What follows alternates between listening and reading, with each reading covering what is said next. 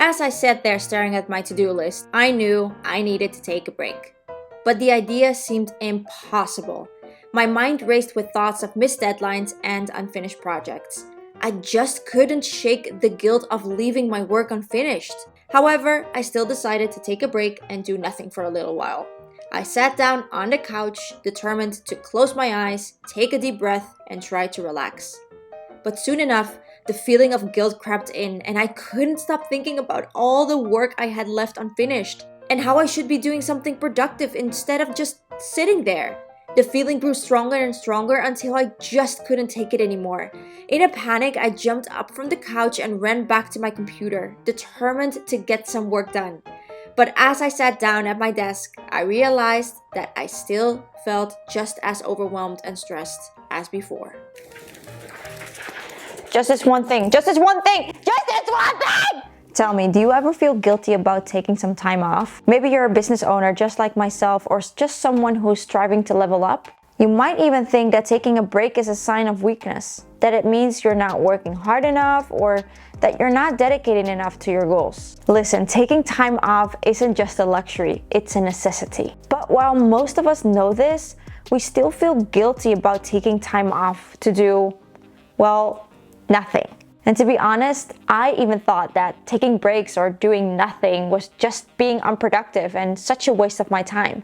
But through experience, I've come to realize that it's actually crucial to acknowledge that being in a constant state of alertness, or in other words, on, can be detrimental to both our mental and our physical well-being. What I'm trying to highlight is the importance of being able to step away from our daily work must-dos to prioritize our body's essential needs, like cooking healthy meals, or walking, or exercising, or taking the time to spend with our loved ones. This will not only prevent us from overworking, but also help us deal with our daily hustle and challenges more effectively on a short term.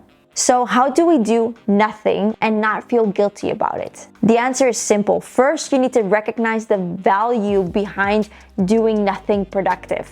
Remember the benefits it can give you both short term and long term. I started treating doing nothing, or nothing that is linked to work, as an important meeting I simply cannot skip or be late for. This really made the idea of having time off more intentional, and it became my key method in actually making it happen. But then, imagine you're nearing the actual meeting with yourself or friends in which you're supposed to be doing nothing productive, and you're starting to feel resistance to actually create the time to stop what you're doing and take that much needed break. Your to-do list starts to flash in front of your eyes.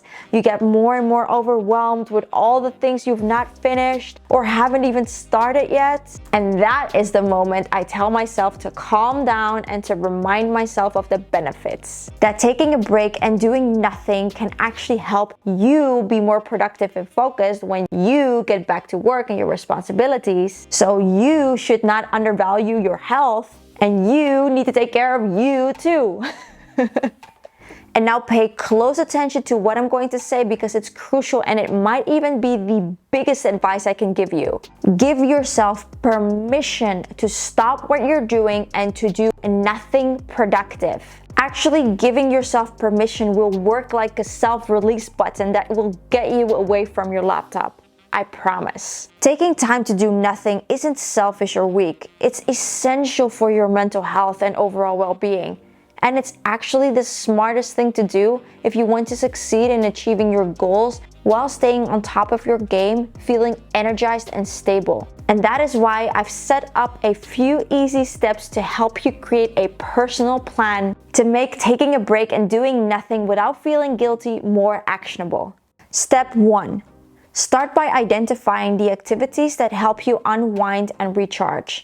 Think of activities like exercising, reading, or spending time with family and friends. Step 2, free time in your agenda to make that happen and attach the same urgency as you would with any other important meeting or task. Step 3, In your day, schedule 3 to 4 breaks. They can be as long or as short as you want. Start with self-care related basic needs like cooking your healthy meals or taking the time to eat, walking, or even taking a power nap. And this next tip is a bonus tip. Don't be afraid to say no to social or work commitments if it means sacrificing your personal time and your well-being.